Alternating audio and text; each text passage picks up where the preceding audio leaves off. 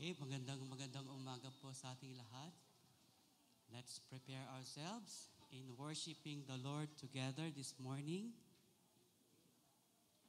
Hallelujah.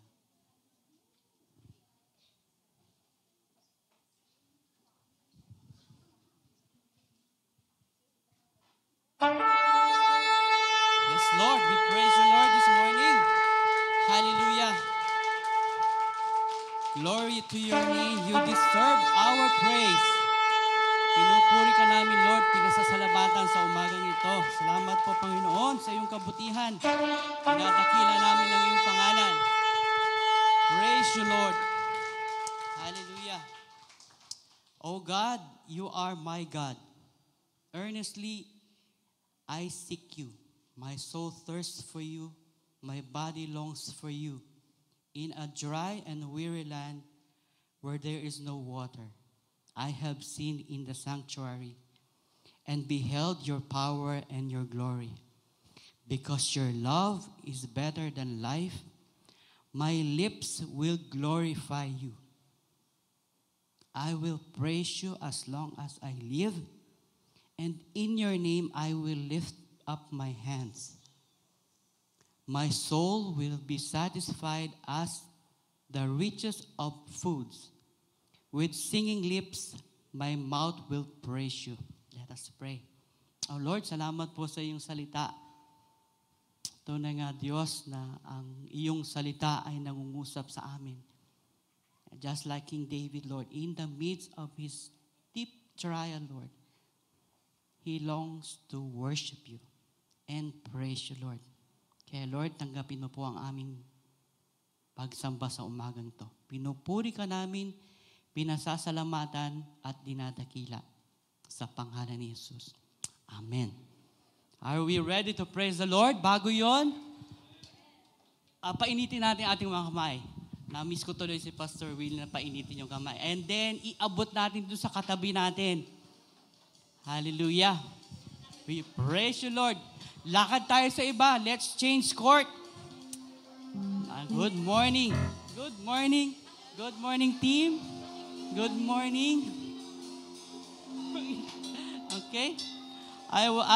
Habang binabasa ko yung Psalms, especially the Psalms, I can't help but wonder how intimate relationship King David has with his God. I remember Pastor Willie pag sinasabi yung intimate, lagi niyang gina-gesture yung pag closed fist na hand. Mahigpit na kapit. Hindi natin pwedeng sabihin may intimate relationship ako, isang kamay lang. Kailangan both hands. Ayan. So, as we sing praise to Him, sa kabila ng nangyari sa atin na past few days, may mga typhoon, we still managed to praise the Lord this morning dahil He deserved our praise. He deserved the glory. Amen? Let's celebrate the goodness of our Lord. For this is the day that the Lord has made. I will rejoice, we will rejoice, and celebrate. Amen? Amen.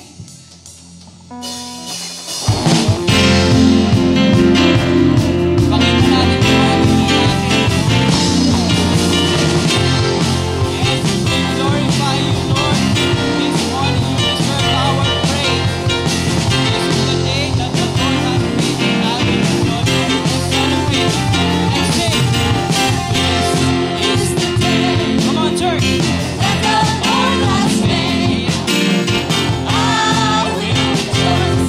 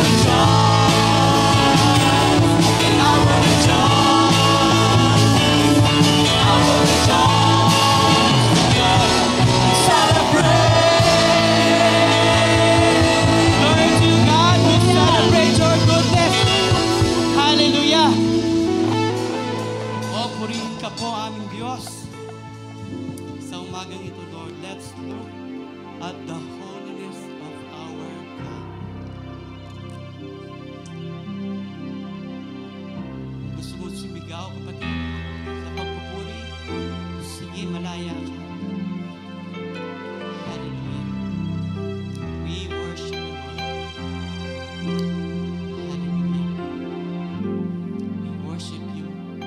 Sa iyong kabanalan, Panginoon, napakabuti mo, Lord.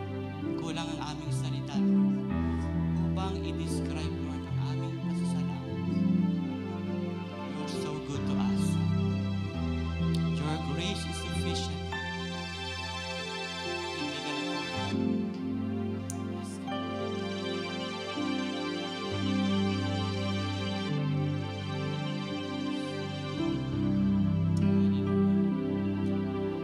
We worship you.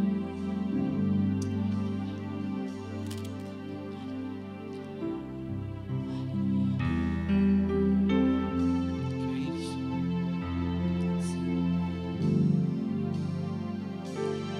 When I look into your holiness, when I gaze into your loveliness, when things that surround like shadows in the light of you. Thank you, Jesus. When I find the joy of reaching your heart, when my will becomes enthroned in your love, when all things that surround become shadows in the light of you. I worship you. Lord, you alone we worship you. God, you are the reason, Lord. The reason I live is to worship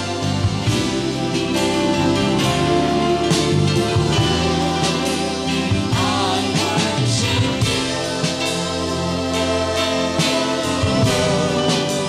I worship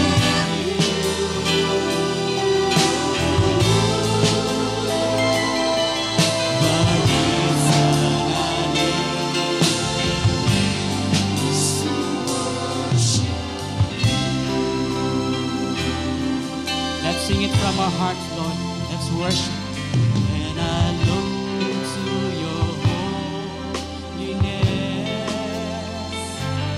when I gaze into your loveliness,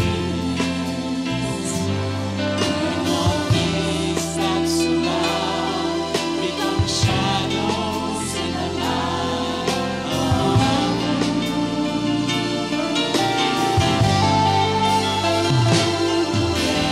found the joy of reaching your heart. My will strong in your love. When all things that surround become shadows in the light of Yes, God. I worship you. I worship you.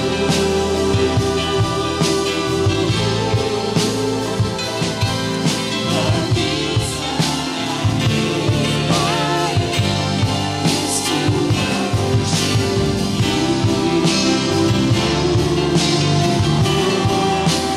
I worship you. I worship you.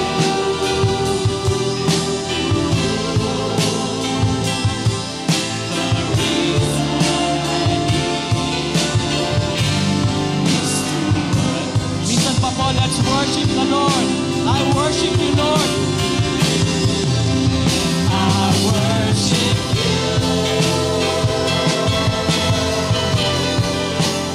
I worship you.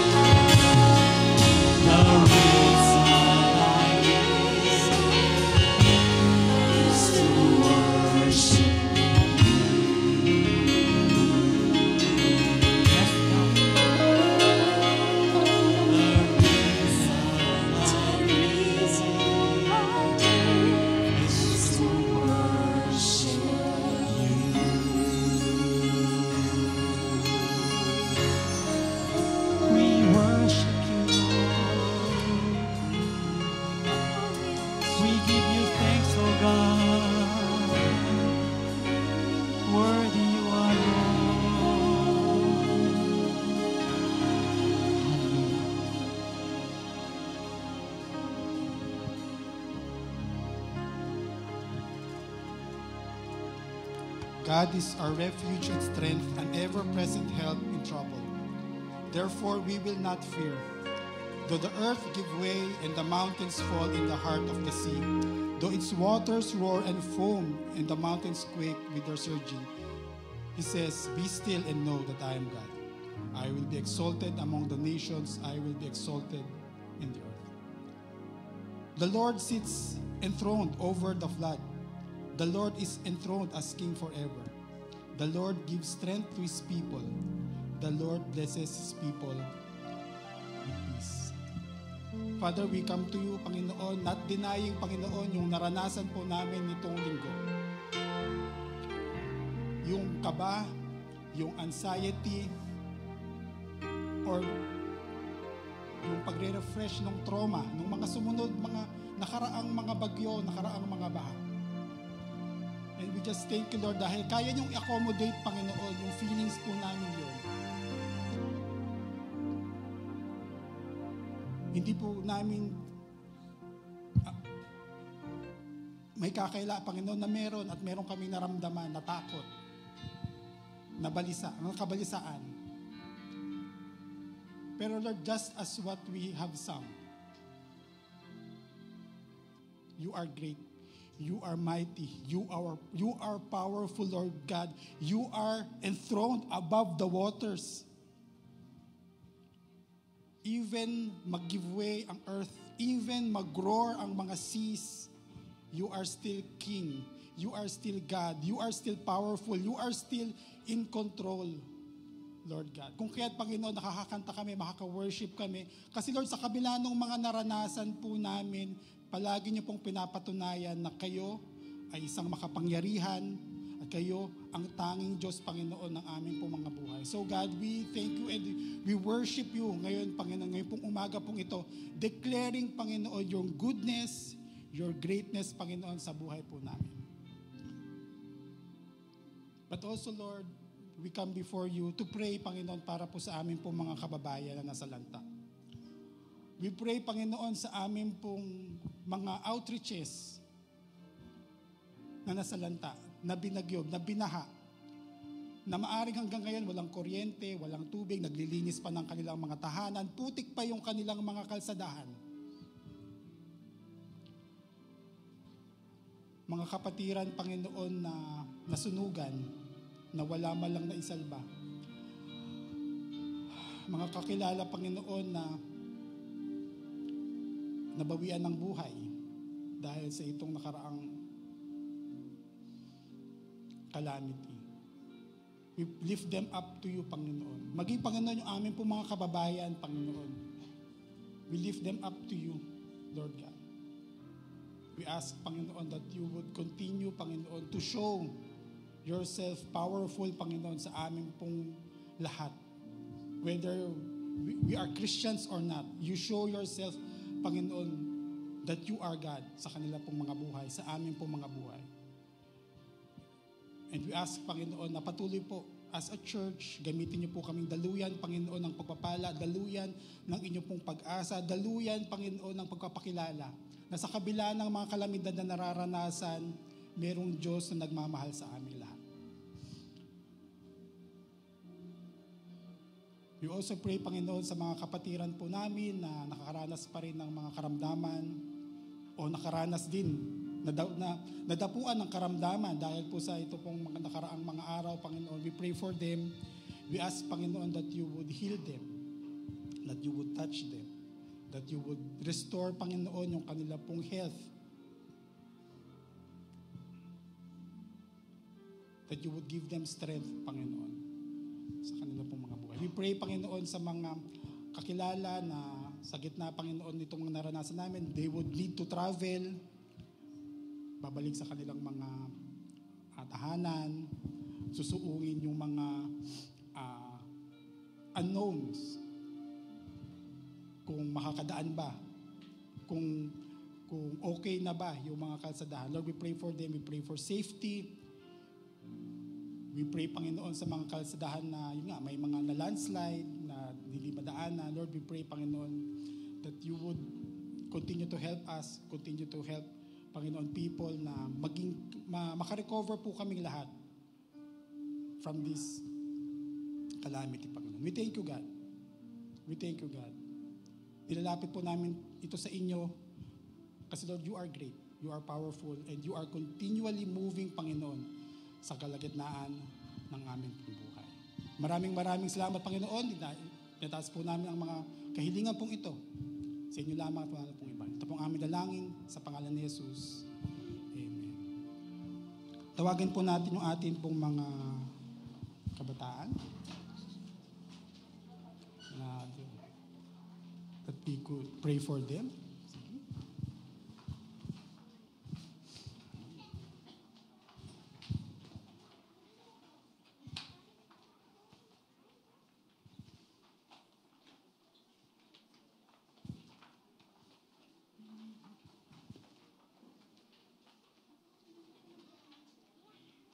Sige po, paki-stretch out po natin yung ating pong right hand sa kanila po. As we pray for them, let's pray. Lord, if there is one thing, Panginoon, today na ipinakita nyo sa amin pong pananambahan is that you are great and that you are worthy of all worship. Ang amin pong dalangin, Panginoon, sa mga anak po namin na narito, Panginoon, nagdadalangin po namin na one day, Panginoon, sa kanila pong buhay. They will meet you personally. They will encounter you, Lord God. At makikita po nila na ang Diyos na aming sinasamba ay Diyos na dapat nilang sambahin. Na kung gaano po kayo kadakila sa aming pong buhay, matutunan po nila sa amin na ang Diyos ay dakila rin, Panginoon, sa kanilang pong buhay. Na kung paano po namin kayo na-encounter sa araw-araw, ma-encounter din po nila kayo sa araw-araw. And most of all, Panginoon, sa kanila pong, mula po sa kanila pong murang edad, hanggang sa mga pagtanda na, kilalanin po nila kayo, at sampalatayanan po nila kayo bilang kanilang Panginoon at tagapagligtas. Maraming salamat, Panginoon. We also pray, Panginoon, although we think, Panginoon, na delayed ang school year dahil po sa kalamidad na mukhang nausog. We pray, Panginoon, sa kanila pong pagpasok sa school, that you would continue to give them wisdom, knowledge, Panginoon, sa kanila pong pag-aaral. Lord God, that ito pong school year na papasok, Panginoon, would be something na fruitful for them, sa growth po nila, Panginoon, sa kanila pong katalinuhan, karunungan, sa kanila pong relationship, sa kanila pong emotional life, Panginoon, sa kanila pong growth as a person, oh God. We thank you, Lord. In Jesus' name we pray. Amen. Makakaupo muna po kayo. Nito pong nakaraang mga Sundays, nag-a-announce po tayo na kung sino po yung mga graduate, nag-moving up, at nagkaroon po ng honors, ay magpalista. Supposedly po bukas, di ba, pasukan, medyo delayed, pero we would like to recognize po yung ating pong mga kabataan na, yun po, meron pong academic, na naka-achieve po ng academic excellence dito pong school year 2023-2024. So, as I call po your name, we would like na umakyat po kayo dito sa stage. Ihuli po natin yung ating po mga preschool kasi syempre, pag inuna natin sila, mapapagod sila. So, unahin po natin sa pinaka-mature. Yan na lang po. Board Passer, MedTech. Ito pong taong pong ito. Tawagan po natin si Miss Leila Denise Bautista. Yan, we would like to recognize na meron po tayong registered MedTech, ano? Yan. Miss Ivy Vea, college, yung graduate po ng college. Si Cheska Yanga, senior high, graduate. Tsaka with honors and si Sofia Mendoza, yan, senior high, graduate din po. Ang mga completers po ng grade 10, Edrich James Samson, Crishal Ladaban Pasiona, Kate Leniel Macabenta, Naomi Jaire Bautista, and Tommy Lee J. Oriarte. Sige po.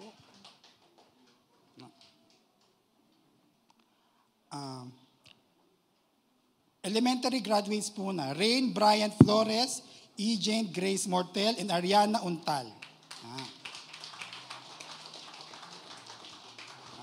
Tawagin po natin yung ating pong mga high school with honors.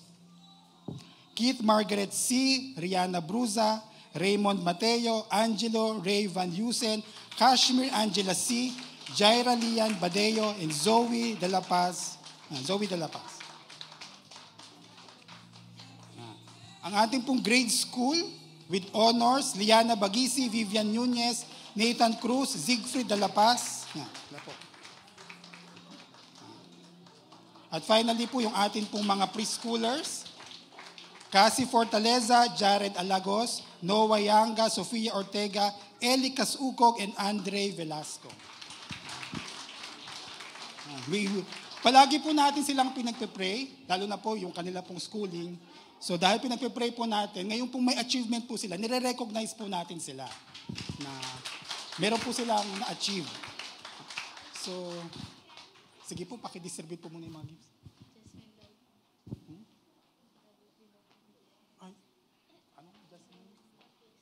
Jasmine Eustaquio. Graduate. Grade no? Grade 7. So may token po tayo sa kanila.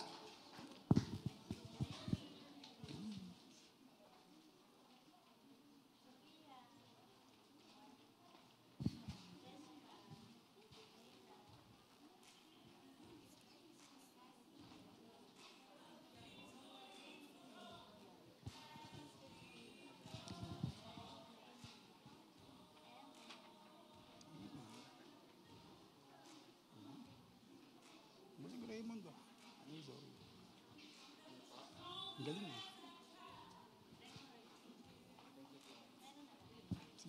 So, meron ka na? Meron ka na? Wala pa. Bagay.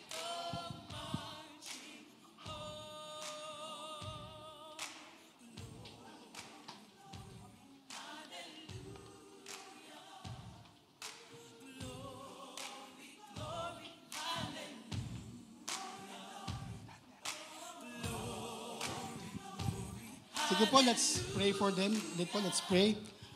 Lord, ito pong mga kabataan po namin na naririto. We have been praying for them, Panginoon, week by week. At isa po sa mga pinapanalangin po namin sa kanila is they that would do good and do great, Panginoon, sa kanila pong pag-aaral. At ang aming pong panalangin, Panginoon, ay inyo pong patuloy na dinidinig.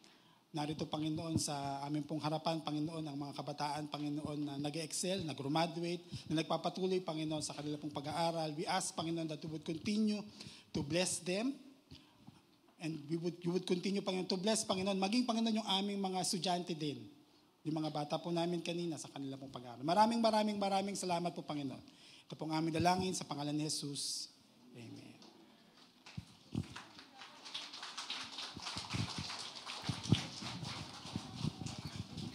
Okay, salamat mga anak.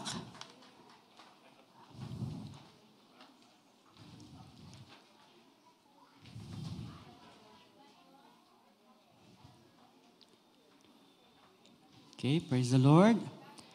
Okay, para po sa ating text na ating pag-aaralan sa ngayon, sa magang ito po ay matatagpuan sa 1 Corinthians 3 verse 16 to 17. Unang Korinto 3, katalatang 16 hanggang 17. Kung inyo po nakita, samahan niyo po ako sa pagbasa. Tayo po tayong lahat bilang paggalang sa salita ng Diyos. Basahin ko po sa NIV version, 1 Corinthians 3, 16 to 17. Don't you know that you yourselves are God's temple and that God's Spirit lives in you?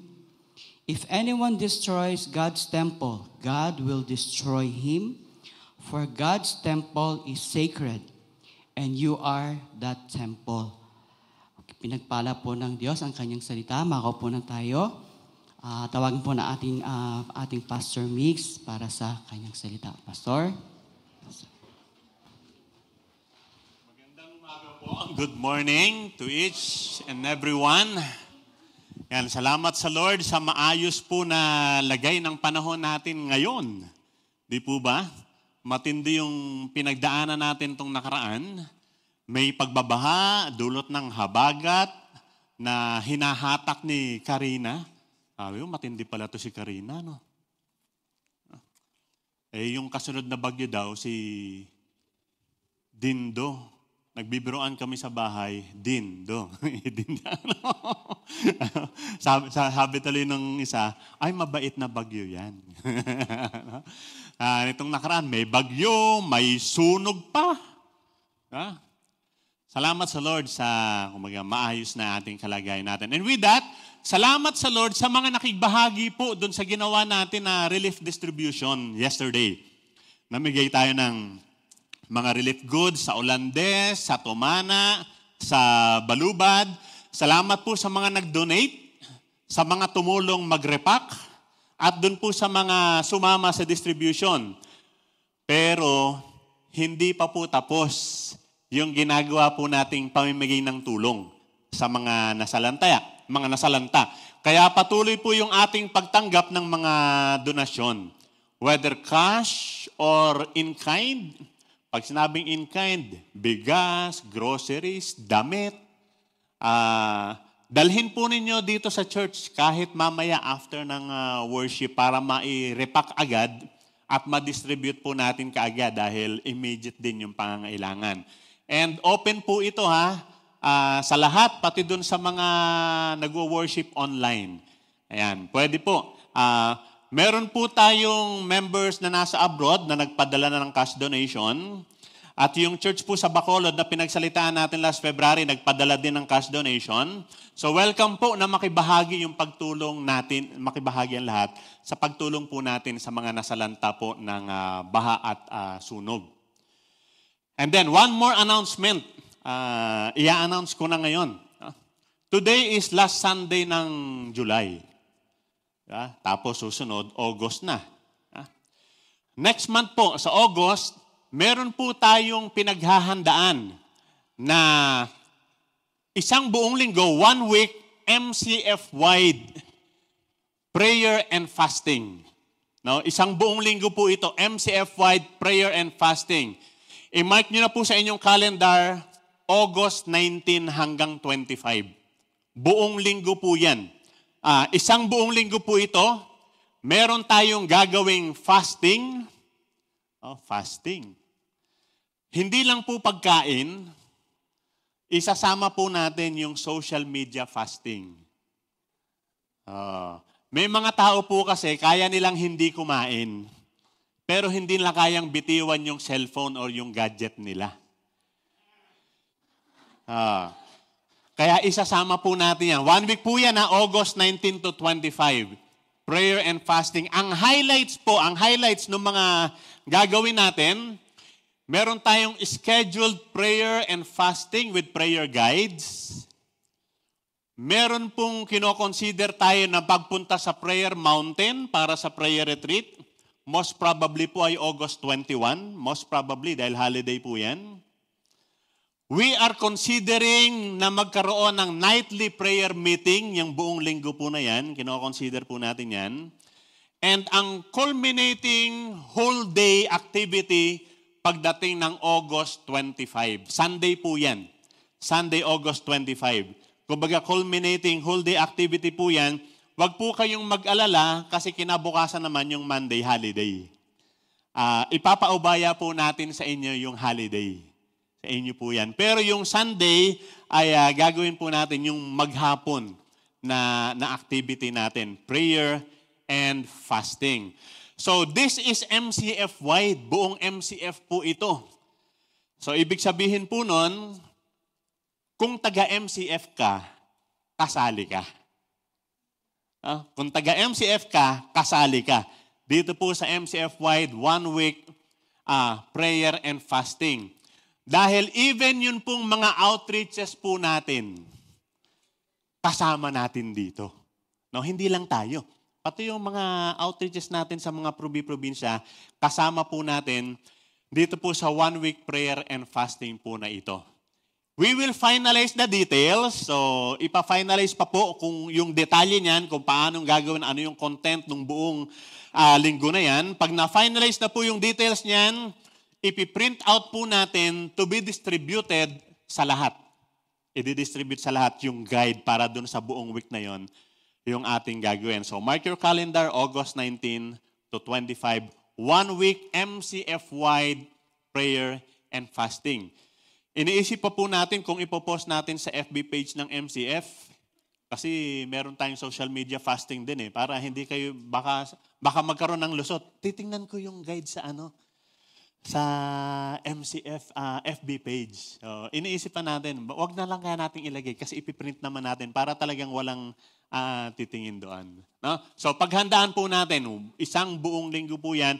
Most probably by next Sunday, first week ng August, ay meron na tayong final details nung gagawin po natin na MCF-wide prayer and fasting. Ulitin ko po, MCF-wide dito, kung taga-MCF ka, kasali ka dito. Yan. Para po sa mensahe natin sa umagang ito, mahaba-haba na rin po yung every Sunday po nating pinag-uusapan yung kabanalan, yung holiness. Napapansin nyo ba? Laging kabanalan yung pinag-uusapan natin. O sige, i-review nga po natin. Ngayon pong 2024, nagsimula tayo, yung first quarter natin, January to March, ang series natin, next slide please. Kikindat ba ako? Ayan. Okay, next slide. January to March, first quarter, meron tayong pinag-usapan yung messages natin is about the second coming of the Lord Jesus Christ. And then, nung April, merong 1-month series, Live Ready. No, yung paghahanda, pinag-usapan doon, ready your soul, ready your heart, and then ready to respond.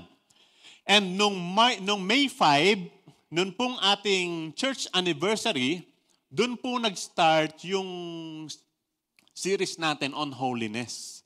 At ito pong series na ito on holiness ay hanggang sa katapusan nitong taon po yun. No? Buong taon, kabanalan yung pag-uusapan natin. So, ngayon, nagtatapos na tayo ng July. Ibig sabihin, mula nung May, June, July, 3 buwan na po na yung ating pangangaral ay tungkol po sa kabanalan. No? Tungkol sa kabanalan. And with that, mag-survey kaya muna tayo. Survey muna tayo.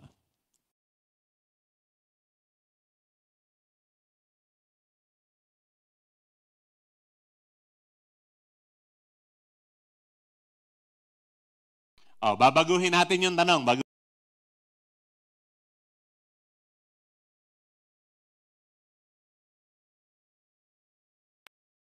Langit. Taas kamay. Yung kung namatay sila kahapon, nasa langit na ngayon. Taas kamay. Hallelujah. Amen. Amen. Salamat sa Lord. Huh? So,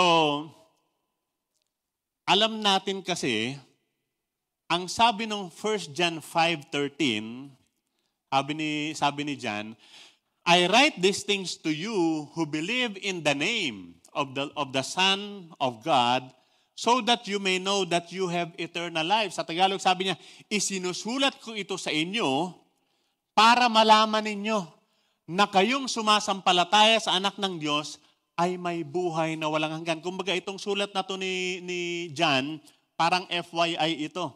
No? Baka hindi nyo alam. Kaya ipinapaalam ko sa inyo na kung kayo'y sumampalataya na, no, sa anak ng Diyos, sa ating Panginoong Jesus, may buhay na walang hanggan na kayo. No? So, kanina, hindi lahat nagtaas ng kamay, kaya nililinaw po natin. Kung sumasampalataya ka sa Panginoong Jesus, sinuko mo ang buhay mo sa Kanya, meron kang buhay na walang hanggan, siguradong pupunta ka sa langit. Uulitin ko yung tanong. Sino yung nakakatiyak na napupunta sa langit? Taas ang kamay. Ayan, nadagdagan. Merong hindi nagtaas kanina na nagtaas na ng kamay ngayon. No?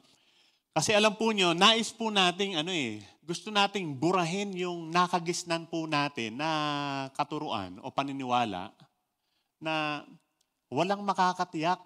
No? Walang pwedeng makatiyak kung pupunta ka sa langit. Dahil yung nakagisna nating paniniwala, kinakailangan pa ngang ipagdasal pa natin yung patay, kailangan ipagtirik pa natin ang kandila para maliwanagan siya doon sa kanyang paglalakbay para makarating sa langit. Pero alam nyo, napansin ko nga, this is very ironic. Alam nyo bakit ironic? No, bakit kanyo? Yun pong November 1, alam nyo naman yung November 1 Yung November 1, All Saints Day po yun. All Saints Day. Iyon po, ang inaalala, ang isineselebrate po yun, All Saints Day, araw ng mga santo, inaalala po doon yung mga nasa langit. Yung mga nasa langit. Kaya All Saints Day. Yung November 2, All Souls Day. Ang inaalala sa November 2, yung mga naliligaw pa o naglalakbay pa na kaluluwa na wala pa sa langit. Yun talaga yun yung All Souls Day. No? Kasi All Saints Day nasa langit na, All Souls Day yung mga wala pa sa langit. Pero maniwala po kayo, walang nagsiselebrate ng All Souls Day. Lahat All Saints Day. Lahat ang iniisip nila, yung mga namatay, nasa langit na. Kaya sabi ko, ironic walang gustong umamin na yung naliligaw pa at gusto nasa langit na. Pero pinaniniwalaan na, hindi ka makakatiyak na nasa langit, kaya ipagdadasal pa at hindi po. So pwede nating matiyak yun. Kaya minsan pati expression natin, pag kami nabanggit tayong batay, sumalangit nawa. Ibig sabihin parang hindi pa sigurado na nasa langit. No? So ang sinasabi po dito ni John, kung sumampalataya ka kay Kristo, sigurado na nasa langit. Siguradong makakarating ka sa langit. So wag po kayong manilito dito sa survey natin. Sino po dito ang mga banal? Taas ang kamay ulit. Mga banal. Nabawasan na naman. Maniwala po kayo. Walang hindi banal na pupunta sa langit. Pag pupunta sa langit, banal yun. Banal yun. So kung sumampalataya kay Kristo at sigurado kang pupunta ka sa langit, banal ka. Banal ka. Kaya gusto nating linawin. 3 buwan na natin pinag-uusapan to at lilinawin pa natin yan. Sabi po kasi kaya siguro merong mga sabihin natin medyo nalilito pa o naguguluhan pa sa ano. Sabi kasi ng 1 Corinthians 6:9 hanggang 11, nabanggit natin to in the past. Sabi, do you not know that wrongdoers will not inherit the kingdom of God? Yun daw mga masasama, hindi sila papasok sa kaharian ng Diyos. Huwag kayong magpapadaya. Do not be deceived. Sabi rito, neither the sexually immoral, nor idolaters, nor adulterers, nor men who have sex with men, nor thieves, nor the greedy, nor drunkards, nor slanderers, nor swindlers will inherit the kingdom of God. Baka nalilito kayo kasi, di ba sabi yung mga, yan daw hindi papasok sa langit. Pero alam niyo yung clincher dito, yung verse 11, sabi ng verse 11, and that is what some of you were. Ganyan kayo, that is what some of you were. But, you were washed, you were sanctified, you were justified in the name of the Lord Jesus Christ and by the Spirit of our God. Sa Tagalog po yung verse 11, ito yung sinasabi ng Tagalog sa verse 11. Ganyan ang ilan sa inyo noon. Ganyan kayo noon. Ano yung mga noon? Sabi, yung sexually immoral, sumasamba sa Diyos-Diyosan, nakikiapid, men who have sex with men, magnanakaw, mga greedy, mga manginginom, mga slanderer. Sabi, ganyan yung ilan sa inyo noon. Pero, datapwat, subalit, ngunit, pero, sabi doon, nilinis na ang inyong mga kasalanan at ginawa na kayong banal ng Diyos. Yun yung gusto kong maging malinaw at panghawakan natin. Dati, noon yun. Sabi, ganyan kayo noon. Pero, nilinis na yung kasalanan natin. Nilinis na. At sabi, ginawa na kayong banal ng Diyos. Sabihin mo sa katabi mo, ginawa kang banal ng Diyos. Sabihin mo sa katabi mo, banal ka na. Ayan. Kaya kasi minsan, parang nahihiya tayo, parang nanliliit tayo, parang hindi natin matanggap na banal na ako. Pero yun yung sabi ng verse, ginawa na kayong banal ng Diyos. Banal ka na. Ha? Pinawalang sala na kayo ng Diyos. Yung kasalanan natin, binura na yun, pinawalang sala na tayo. Sa pangalan ng Panginoong Kristo, sa pamamagitan ng Espiritu ng ating Diyos. So tandaan po natin, 3 bagay. Itong mahalagang bagay na tandaan natin. Ang sumasampalataya sa Panginoong Kristo, una, may buhay na walang hanggan. Tiyak na pupunta sa langit. Pangalawa, pinawalang sala na, justified na. Sa pangalan ng Panginoong Jesus, pinawalang sala na, pinatawad na. And pangatlo, ang sabi ng verse natin, ginawa ka ng banal ng Diyos. So sabihin mo sa sarili mo ngayon, banal na ako. Parang hindi kayo kumbinsido. Sabihin, banal na ako. Yan, banal na tayo. Ginawa tayong banal ng Diyos nung sumampalataya tayo sa ating Panginoong Jesus. Natatandaan, o siguro iniisip ko, minsan kaya parang nahihiya tayong aminin, baka sabihin nung makakarinig sa atin, ang yayabang naman namang ito, banal na daw sila. Baka yun yung, pero yung kasi yung totoo. No? Baka isipin nila, holier than thou. No? Hindi pong, kiniklaim lang natin kung ano yung totoo.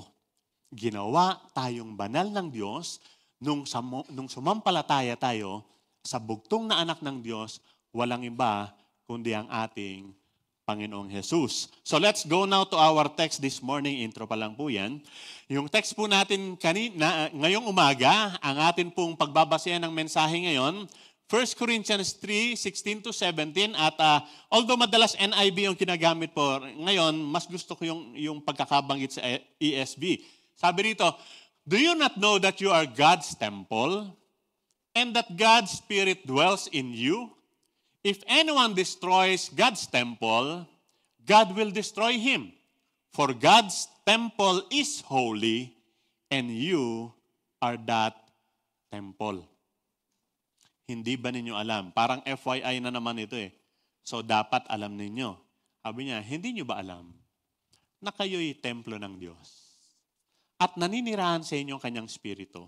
Paparusahan ng Diyos ang sino mang magwasak ng templo niya, sapagkat banal ang templo ng Diyos at kayo ang templong yan.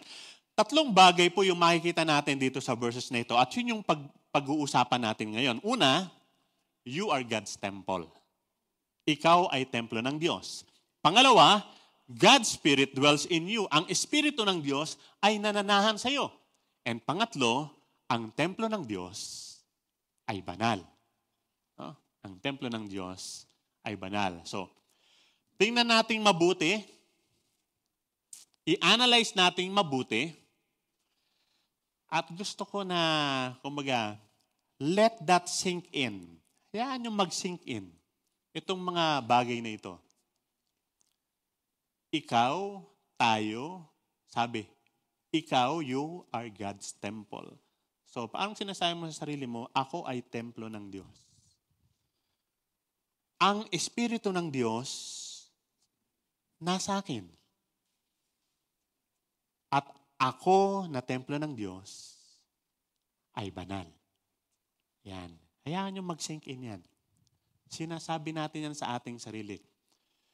Ako ang templo ng Diyos, nananahan sa akin ang kanyang Espiritu, at ang templo niya na ako ay banal. Yan yung 3 points na pag-aaralan natin ngayon. Una, you are God's temple. Sabihin mo nga sa katabi mo, templo ka ng Diyos. Parang bulong-bulungan na lang no? Templo ka ng Diyos. Pag sinabi pong temple in the Old Testament, the temple, ginawa po yan, no? It was made to be the dwelling place for God among His people. So kaya sila nagtayo ng templo para sabi, yung temple na yon, dun titira ang Diyos. Dwelling place ng Diyos, para ang Diyos ay nakatira doon, nananahan, kasama ng mga tao. Kasi ang mindset, di ba, ang Diyos nasa langit. Kaya ang iniisip ng iba, ang layo ng Diyos, ang layo. Nasa langit eh. No? So, nagtayo sila ng temple, at yung temple, ang mindset nila, yung temple, titira ang Diyos dito, sa templo na to. At yung templo, nasa gitna ng community, ibig sabihin, yung presensya ng Diyos, nandun sa kalagitnaan nila. So, kasama ng mga tao ang Diyos. Yun yung mindset nila. Kasama natin ang Diyos, kasi ang Diyos nandito sa templo, kasama siyang nananahan dyan. At totoo naman yun. Totoo naman yun. Because when Solomon dedicated the temple of God, kasi si Solomon yung nagpatayo ng templo eh. When Solomon dedicated the temple of God, God filled it with His presence. Nandun yung presensya ng Diyos. At talagang nanahan ng Diyos doon.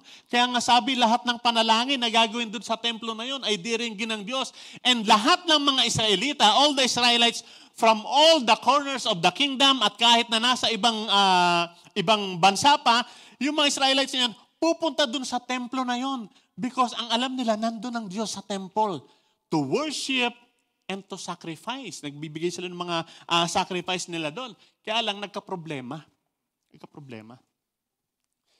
Nang dahil sa paulit-ulit na pagtalikod ng Israel kay Yahweh. Paulit-ulit na tumatalikod ang Israel kay Yahweh. At sumasamba sila sa ibang mga Diyos-Diyosan, bandang huli, umalis ang presensya ng Diyos doon at hinayaan ng Diyos na mawasak yung templo niya. Nawasak. And then, nirebuild pa rin yun. Nawasak ulit yun. No? So, iniwanan ng Diyos. Bakit? Dahil sa paulit-ulit na pagtalikod ng Israel kay Yahweh. Kay Yahweh. At siguro dahil sa napapanahon, may lilinawin po tayo. Gusto kong linawin po ito para wag kayong malito. Si Yahweh ang Diyos ng Israel. Si Yahweh ang tumawag kay Abraham. And later on, nakilala siya, the God of Abraham, Isaac, and Jacob. Si Yahweh po yun. Si Yahweh ang nakatagpo ni Moises dun sa burning bush. Si Yahweh ang humirang kay David para maging hari ng Israel. Si Yahweh ang Diyos na ipinagtayo ni Solomon ng templo. Si Yahweh ang Diyos na nagsugo at nagbigay ng kapangyarihan sa mga propeta. Si Yahweh ang Diyos at Ama ng ating Panginoong Hesus. Siya ang Diyos ng kaliwanagan. Hindi po kadiliman. Huwag kayong maniniwala doon na si Yahweh ay kadiliman. At si Yahweh ang Diyos na nagmamay-ari sa atin ngayon bilang kanyang templo. Si Yahweh po yun. Huwag po kayong maniniwala doon sa ibang nangangaral tungkol kay Yahweh. Now, pansinin po natin. You are God's temple. Sabi, you are God's temple. Pansinin po natin yung pagkakasabi, yung God's temple, merong apostrophe S. Ayan, God's. God, apostrophe S. Diba? God's temple. At ang ibig sabihin po niyan, yung God's temple means, dahil dun sa apostrophe S, it is owned, pag-aari, it is owned, it is possessed by God. Ang Diyos ang may-ari. So, yung possession, yung sinisignify ng apostrophe S. No? Pag-aari ng Diyos at nakatalaga para sa Kanya. Nakatalaga para sa Kanya. At alam po ninyo, ang Biblia, meron pong maraming binabanggit ang Bible tungkol dyan. It is, tayo, you either belong to God, it is either pag-aari ka ng Diyos, or hindi. It's either you are to the kingdom of God or to the kingdom of this world. Hindi pwedeng parehas. Hindi pwedeng dalawa yung magmay-ari sa'yo. Kailangan isa lang ang may-ari. Kailangan either pag-aari ka ng Diyos o pag-aari ka nitong sanlibutan na ito. Ang Panginoong Hesus, sinasabi niya, di ba? You cannot have two masters. Hindi pwede dalawang masters. Kailangan isa lang. Ano po ito eh? Pasensya na, wala akong maisip na ibang ilustrasyon eh. Parang katulad daw ito nung meron kang asawa at meron kang kabit. Wala, nag-iisip ako ng, merong ibang, pero parang maganda yung ano nito eh, no? You cannot be faithful to both. Hindi pwedeng faithful ka dun sa dalawa. Hindi. Kailangan, meron kang isang bibitiwan. Kailangan isa lang. Either faithful ka dito, siyempre dapat dun sa asawa. Kesa dun sa isa, dun sa kabila. So, ganun po dito. Yung atin, yung tayo pagiging temple, no, it's either pag-aari ka ng Diyos o hindi ka Kanya. Kung pag-aari ka ng Diyos, Kanya ka, yun yung sinasabi natin. Sumampalataya ka sa Panginoong Hesus, sigurado kang pupunta ka sa langit, at ikaw ay banal because you are God's temple. So, yun yung possession, no? Yung possessive na, yung pinapakita dyan. Pag-aari ka ng Diyos. No? Pakinggan po nito. We are either possessed by sin or possessed by God. We either belong to God or we belong to sin. So, hindi pwedeng parehas, hindi pwedeng gitna. Kailangan, isa lang. Kung nasa Diyos ka, banal ka. Kung wala ka sa Diyos, hindi ka banal, nandun ka sa kasalanan. At pag nasa kasalanan ka, yun yung sa 1 Corinthians 6 kanina na hindi papasok sa kaharian ng Diyos.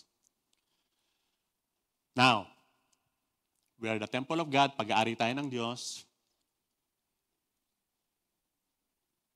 Kahit na tinawag tayo ng Diyos para maging liwanag niya, even though we are called to be God's light, yan, tinawag tayo ng Diyos para maging liwanag niya, dito sa mundong ito na nadidiliman dahil sa kasalanan. And to be His ambassador of love. There must still be separation. Meron pong paghihiwalay na nararapat. Meron paghihiwalay. Yung pong paghihiwalay, of course, it is not between us and God, hindi tayo hiwalay sa Diyos, but separation, yung paghihiwalay from the things of this world. Kasi di ba pag-aari ka ng Diyos? Hindi ka pag-aari ng kasalanan, hindi ka pag-aari ng salibutan. So, bagamat kailangan tayong magliwanag at maipahayag yung pagmamahal ng Diyos, kailangan klaro yung separation. Klaro yung paghihiwalay. Dahil pag-aari ka ng Diyos, nakahiwalay ka dapat dito sa mundo na ito. Yun yung sinasabi ng 2 Corinthians chapter 6, mula verse 14 hanggang chapter 7, verse 1. Ano yung sabi doon? Do not be yoked together with unbelievers. For what do righteousness and wickedness have in common? Sabi, huwag kayong makipamatok sa mga hindi mananampalataya. Dahil ano yung common dun sa katwiran, righteousness, at dun sa kasamaan? Or what fellowship can light have with darkness? Diba? Pwede bang mag-fellowship yung light at yung darkness? Hindi pwede. Pagkang merong darkness, may kadiliman. Pag nagsindi ka ng ilaw, nawawala yung darkness. Hindi sila pwedeng magsama. Kaya hindi ko maintindihan yung nangangaral na si Yahweh daw ay darkness, tapos si Jesus ay light. Hindi ko ma-reconcile yun. Kasi sabi, hindi pwedeng, anong fellowship ng light dun sa darkness? Hindi po pwede. What harmony is there between Christ and Belial? Yung Diyos-Diyosan. Or what does a believer have in common with an unbeliever? What agreement is there between the temple of God and idols? Paanong pwede mo magkaroon ng agreement yung temple of God? Sino nga yung temple of God? Tayo, di ba? Temple of God. So, ano yung pwedeng anong pwedeng maging agreement between the temple of God and idols, mga Diyos-Diyosan? Di ba? Kung ikaw ay temple of God, dapat walang Diyos-Diyosan. So, walang agreement yun eh. Walang agreement yung temple of God, tapos Diyos-Diyosan. So, dahil ikaw ay temple of God, sumampalataya ka kay Kristo, yung lahat ng mga Diyos-Diyosan na dating kinikilala at hinahawak mo, kailangan bitiwan yan kasi walang agreement yan. Hindi po pwede na magsasama sila. What agreement is there between the temple of God and idols? For we are the temple of the living God, and God has said, I will live with them and walk among them, and I will be their God, they will be my people. Yun yung in-explain natin kanina na yung temple of God, sabi, yun yung presence niya, dun kasama yung mga tao. Therefore, sabi nung sa verse 17, therefore, come out from among them and be separate. Ano yung ibig sabihin yung come out from among them? Dun sa sanlibutan. Dito sa mundong ito. Come out from among them, humiwalay kayo. Humiwalay kayo.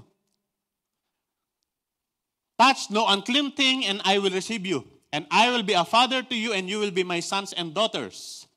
Sabi na din yung chapter 7 verse 1. Therefore, since we have these promises, dear friends, let us purify ourselves from everything that contaminates body and spirit, perfecting holiness out of the reverence for God.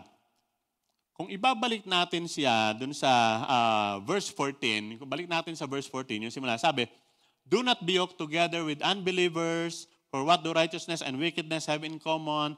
What fellowship can light have with darkness? Alam po ninyo, madalas itong verse na to, ginagamit yan, madalas siyang kino-quote, patungkol sa relationship. Yung makikipagrelasyon, yung Christian at yung non-Christian, madalas ginagamit yung verse na yan. At tama naman po yung gamit na yon, nung verse na yon. But there is more than that. Hindi lang po yon. It calls for our separation. Kasi nga, pag-aari tayo ng Diyos, it calls for separation and it calls for being different. Kinakailangan tayong maging iba sa kanila. Baka sabihin nyo, Pastor, paano kami mag-evangelize kung hihiwalay kami sa kanila? Meron tayong play of words. Pwede ka namang makisama. Huwag kang makisama. Ang mahirap, kasakasama, pero imbis na maka-influence, siya yung nai-influensyahan.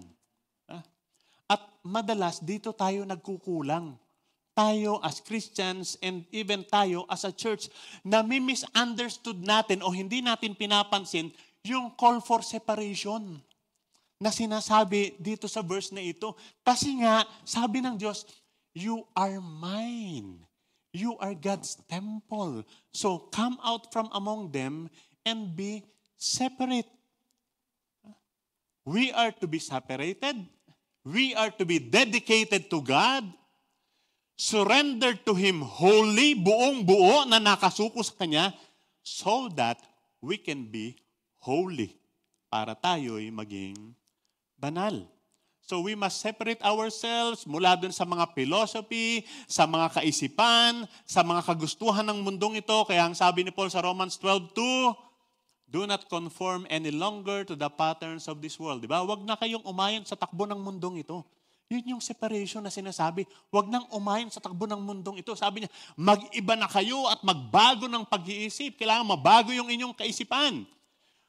We must think differently from this world. We must act differently from this world. Why? Because we are God's temple. And we are owned by God. Ang Diyos yung may-ari sa atin. Pangalawa, dun sa verse natin, sabi, we are God's temple, and then sabi, God's Spirit dwells in you. Ang Espiritu ng Diyos ay nananahan sa iyo. Sabihin mo sa katabi mo, nasa iyo Espiritu ng Diyos. Hayaan nyo mag-sink in. Hayaan nyo mag-sink in. Hindi na basta yan. Gusto ko mag-sink in sa atin yan. Nasa akin ang Espiritu ng Diyos. Sabi, God's Spirit dwells in you. Kung totoong sumampalataya ka sa Panginoong Jesus, ang banal na Espiritu o ang Espiritu ng Diyos, nakatira sa akin. Nakatira. Andito kasama ko. 24/7. 24 hours a day, 7 days a week. Nakatira ang banal na Espiritu sa akin.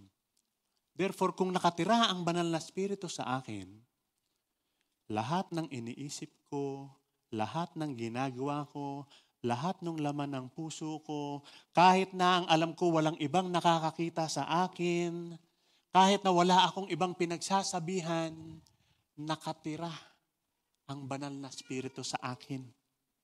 Wala akong maitatago sa Kanya. Nakatira ang banal na Espiritu sa akin. At meron siyang activity, meron siyang ginagawa sa akin. Hindi lang siya basta nakatira. Meron siyang ginagawa sa akin. Meron siyang ginagawa.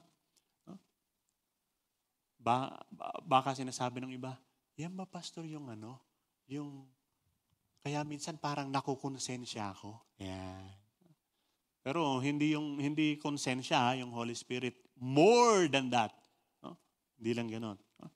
Meron siyang ginagawa. Sabi nung verse na binasa natin kanina in 1 Corinthians 6:11, sabi, and that is what some of you were, but you were washed, you were sanctified in the name of the Lord Jesus Christ and by the Spirit of our God. Pinawalang sala na kayo sa pangalan ng Panginoong Hesukristo at sa pamamagitan ng Espiritu ng ating Diyos. Papaano tayo na sanctify? Papaano tayo na justify? Sa pangalan ng Panginoong Hesukristo at sa pamamagitan ng Espiritu Santo.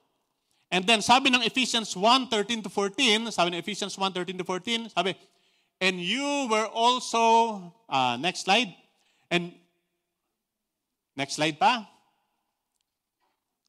verse 13-14, ayan, and you were also included in Christ when you heard the message of truth, the gospel of your salvation. When you believed, nung kayo'y sumampalataya, you were marked in Him with a seal. Tinatakan kayo. Meron kayong tatak. Pakinisip, nasan yung tatak ko? Andito ba? Saan yung tatak ko? No? You were marked in Him with a seal. Ano yung mark? Ano yung tatak? The promised Holy Spirit. The promised Holy Spirit. Who is a deposit guaranteeing our inheritance until the redemption of those who are God's possession to the praise of His glory. Sabi sa pamamagitan ni Kristo, kayo na nakarinig ng salita ng katotohanan, ng magandang balita na nagdudulot ng kaligtasan at sumampalataya sa Kanya, kayo'y pinagkalooban ng ipinangakong Espiritu Santo bilang tatak ng pagkahirang sa inyo. At yung Espiritu na ito, na tatak natin, sabi, yan yung katibayan na makakamit natin ng lubos ang lahat ng pangako ng Diyos. Ang nagbibigay ng kasiguraduhan na kahit nandito pa lamang tayo sa lupa at nagbibigay sa atin ng katiyakan, ng guarantee na kung dumating tayo sa katapusan ng buhay natin dito sa lupang ito, ay siguradong pupunta tayo sa langit, ay ang banal na Espiritu. Sabi, that is the deposit guaranteeing, di ba? Nagga-guarantee na yung inheritance natin, yung kaharian ng Diyos, ay makakamit natin. Yan yung tatak. Kaya siguradong makakaligtas tayo. Nasa iyong banal na Espiritu, yan yung tatak ng pangako sa iyo. At kung nasa iyo ang banal na Espiritu, makinig kayo dito.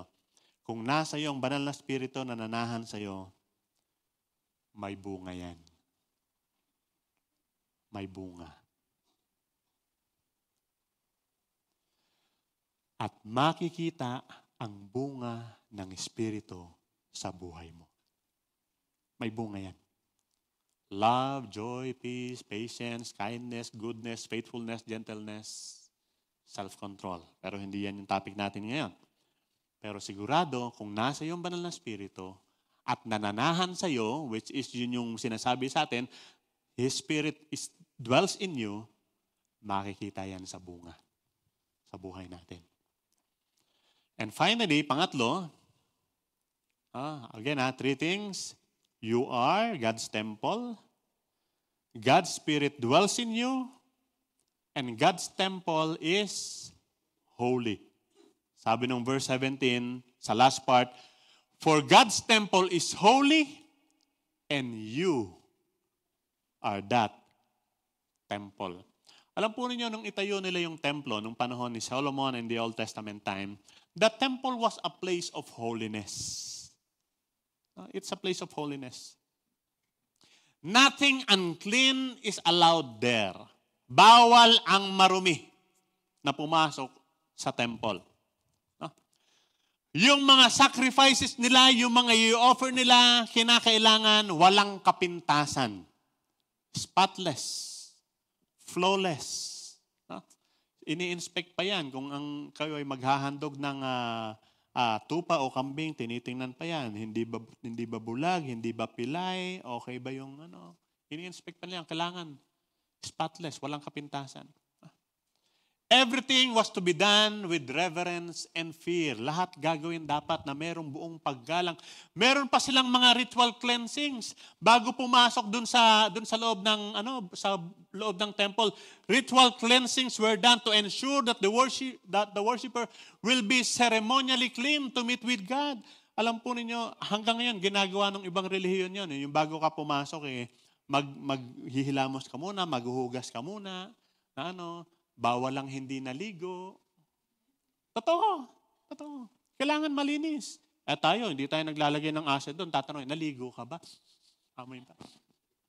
Albawa. Hindi po, welcome ang lahat. Pero nung time nila, kasi nga, God's temple is holy, banal, kailangan malinis lahat, Bawal ang marumi, kaya sa labas, naglilinis pa sila. Kailangan ceremonially clean. Diba?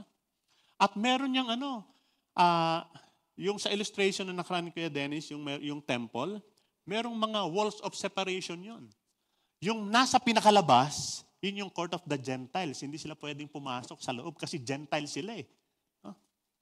And then after, yung susunod na level, yung court of men and women. And then pagkatapos nun, yung holy place. Sa holy place, ang pwede lang pumasok doon, yung mga priests. Bawal ang ordinaryong tao sa holy place. And then sa kaloob-looban, yung Holy of Holies, yung pinakabanal na, pinakasagradong place dun sa temple, only the high priest, isa lang pwedeng pumasok. Only the high priest could enter once every year during the Day of Atonement. Yun lang. Kasi napakabanal nun eh. Diba? Dito, ito yung pinakabanal, Holy of Holies. The high priest lang, once every year. Sunod, the holy place, yung mga priest lang nandun. Tapos yung court of men and women, ayan, pwede na, lahat ng mga Israelites dyan. And then yung court of the Gentiles, kumbaga sila yung pinaka hindi gaanong malinis nun. Yung mga Gentiles. Kasi nga, holy, banal eh. Remember, ang Panginoong Jesus nung siya'y nabubuhay pa, 2 beses niyang nilinis yung temple. 2 beses. Concern na concern siya dun sa temple. Dapat malinis ang temple. Tapos sabi niya, nagagalit siya. Itong temple na ito, lugar panalanginan ito. Tapos ginagawa niyong pugat ng mga magnanakaw. Yun yung sabi niya, bawal dito yan. Bawal yung kasi nga, this is holy. The temple of God is holy. And you are that temple. Ikaw yun. Sabihin mo, ako ang templo ng Diyos. Ang templo ng Diyos ay banal. Ako ay banal. Yan. So nagkakaintindihan na tayo. There is a reason bakit tayo ginawang banal ng Diyos. Kaya sabi, we are sanctified by God. Merong reason kaya tayo ginawang banal ng Diyos. Kasi nga, tayo yung ginawa niyang templo. Hindi na siya nananahan ngayon doon sa mga building, structures na itinatayo ng mga tao at pagkatapos doon siya titira. Hindi na siya doon tumitira ngayon. Saan na siya nakatira? Sa templo ng Diyos at ang templo ng Diyos, tayo. Tayo na. Hindi na itong building na to ang templo ng Diyos. Tayo na. Sa atin na siya nakatira at tayo yung banal. Kaya tayo ginawang banal ng Diyos. This means, yung title natin kanina, holy means holy his. Yung banal, ibig sabihin nun, buong buo, pag-aari niya. Kaya tayo ginawang banal dahil tayo pag-aari niya. Sino nga ang nagmamay-ari? Ang Diyos. Ang Diyos. So with that, ang tanong, at gusto kong maging klaro at malinaw sa atin, sino na ang nagmamay-ari sa iyo? Sabi ng Psalm 24 verse 3-6. Psalm 24 verse 3-6, sabi, who may ascend to the mountain of the Lord? Who may stand in His holy place? The one who has clean hands and a pure heart, who does not trust in an idol or swear by a false god. They will all receive blessing from the Lord and vindication from God their Savior. Such is the generation of those who seek Him, who seek your face, God of Jacob. God of Jacob, si Yahweh pa rin yan. Ha? Sino ang makakatayo sa banal na lugar ng Diyos? Sabi, ang taong may malinis na kamay at busilak na puso. Sabi, clean hands and pure heart. At yung pong malinis na kamay at busilak na puso, bilang katunayan na siya nga ay pag-aari ng Diyos.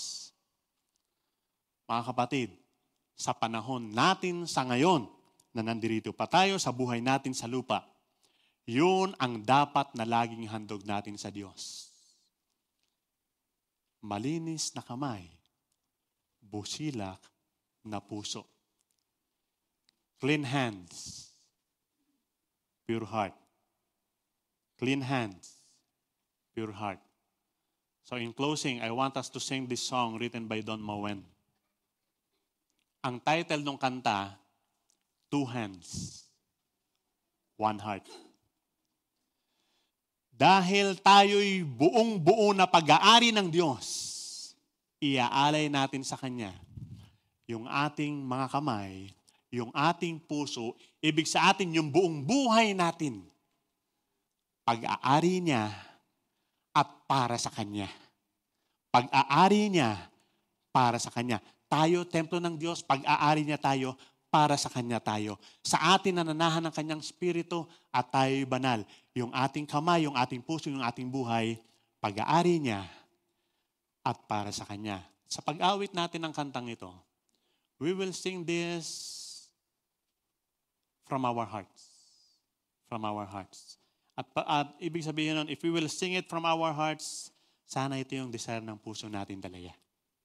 Lord, I will offer you 2 hands, 1 heart, my whole life. Pag-aari mo. Sa'yo ako. Sa'yo ako. Pag-aari mo ako. Kaya ako ngayon ay handog sa'yo at para sa'yo lang. Pwede tumayo tayong lahat and let's sing this song.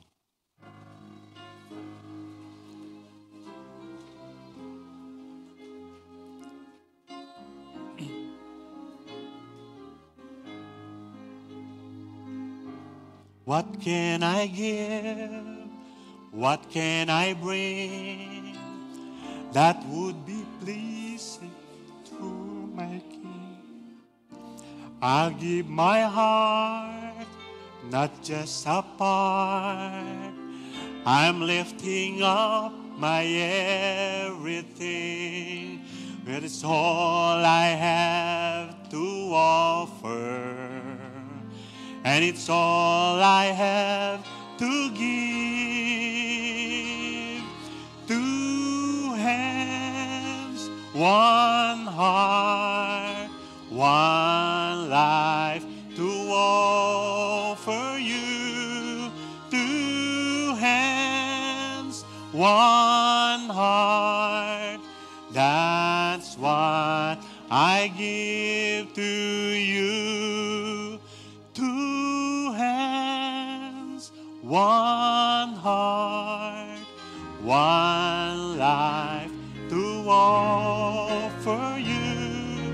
2 hands, 1 heart, that's what I give to you.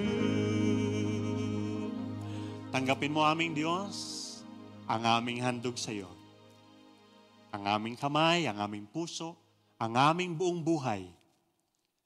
Ariin ninyo, Panginoon, dahil kayong may-ari sa amin. Kami inyo at para sa inyo lang. Ang kamay, ang puso, buong buhay namin, para sa inyo lang. Binanal ninyo para sa inyong kaluwalhatian. Tanggapin niyo ito, Panginoon, bilang handog namin sa inyo, sa pangalan ni Jesus. Amen.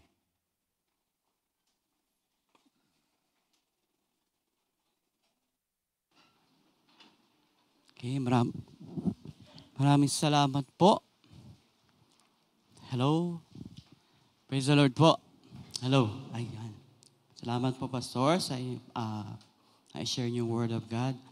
And patuloy po tayo. Wala po akong hawak na visitors list.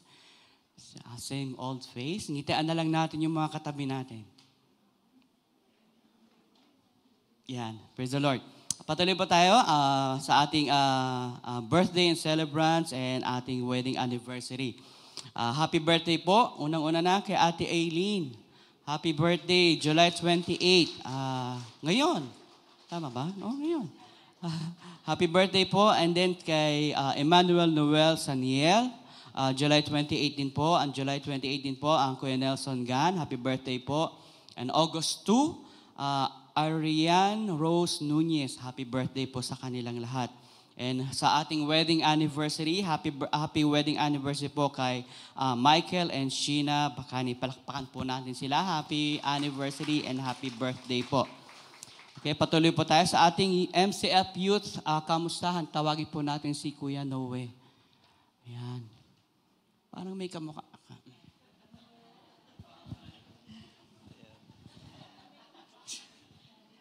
Ayan. Siya po yung tatay ko po.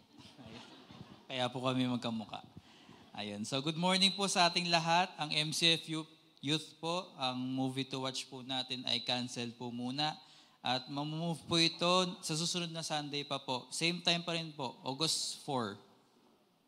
Ayan. August 4, 3 p.m. Same time pa rin po. Para po mabigyan natin ang mga youth ng chance na makarecover po sa mga damages dulot po ng Super Typhoon Karina. Dahil po dyan, may extend din po yung deadline. So yung deadline po natin, next Sunday din po, after po ng worship service po. Kaya magpa-register na po. Kung gusto nyo pong humabol, ayun, magpa-register na po. Ayan. Maaari rin po, ito po ay maaring isa pong kaparaanan ng Diyos na mangusap po sa atin. Kaya sama po kayo at manood. Ayan. Thank you po. God bless po.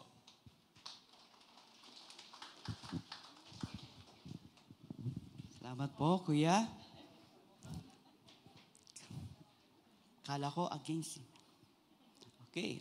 Patuloy po sa ating pong Tech and Media Department. Kung ikaw po ay may skills o kakayanan sa mga sumunod-sunod, graphic designer, presentation, creator, operator, live streamer, photo, videographers, and editors, a technical hardware person ay makipag-ugnayan po lamang kay Kuya Page Fortaleza o kahit sino man sa atin mga creative members ng Tech and Media Department. Okay, yun po. Sa ating pong growth class, patuloy po ang pag-aanyaya sa atin na dumalo po tayo sa ating growth class. Ito po ay tuwing linggo. Bago magsimula ang ating worship service, ito po ay alas 9 hanggang alas 9:50 ng umaga. Nawa po ay ito po yung kaparaanan din ng Diyos para patuloy tayong lumago sa Kanya. Meron po mga kalalakihan, kababaihan, kabataan na nag-aaral ng salita ng Diyos.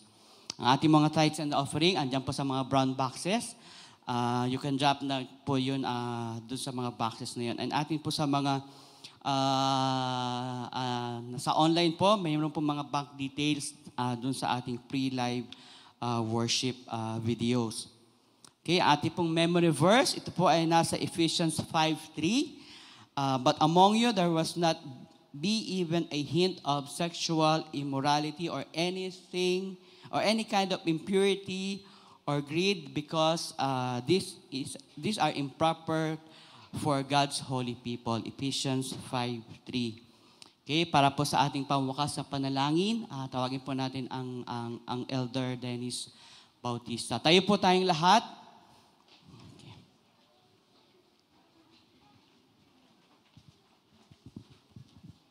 Salamat po.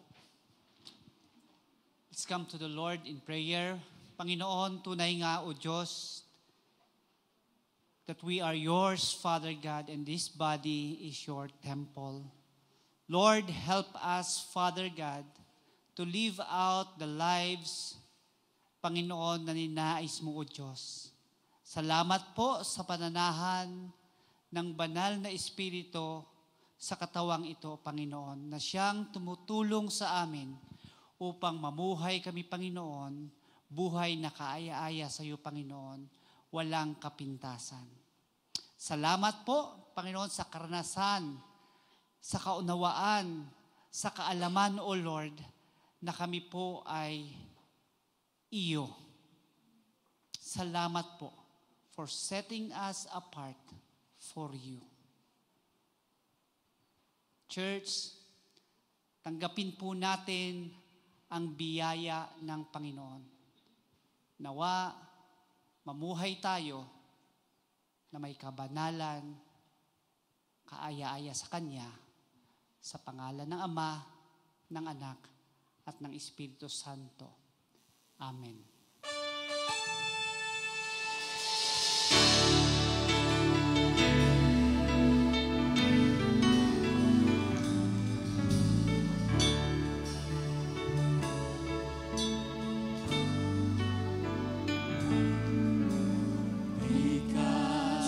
Showcase an attraction for you, that others may see who you really are and what you can do. And once they know you, they will love and serve you.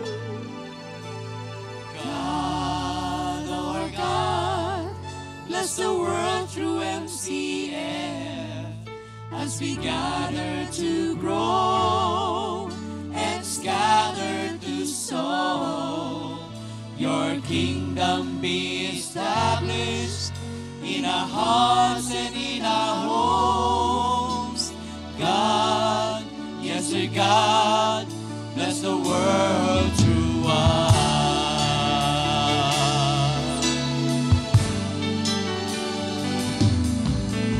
Let us be your service song. Now disciples, later disciples, for quality living and abundant blessings, proven different as people of hope, of life.